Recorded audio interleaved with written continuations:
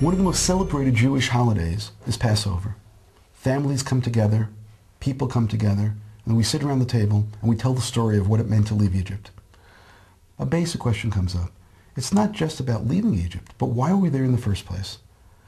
The Jews going down to Egypt, or the Jews going to exile, was something which long ago God told Abraham. He said, you should know your descendants will be enslaved for 400 years. Why was this necessary?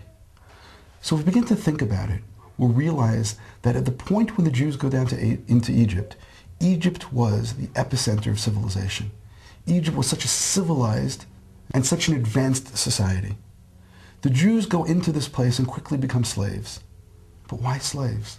Why do we need to be slaves? Again, getting out of slavery is a wonderful thing, but how can slavery itself ever be needed and ever be necessary?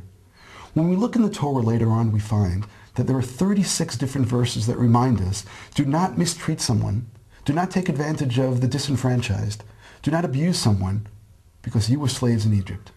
Apparently, the slavery experience is something which sharpened within the Jewish community a necessity for ethics, a necessity for morals. If we begin to think about it and to realize and to internalize that we were once the disenfranchised, we were the ones who were taken advantage of, we were the ones that were slaves, at that point, keeping the commandments isn't simply something which is a good thing to do. It becomes for us a moral imperative. And when you think about it, I think this lesson has been such a successful lesson.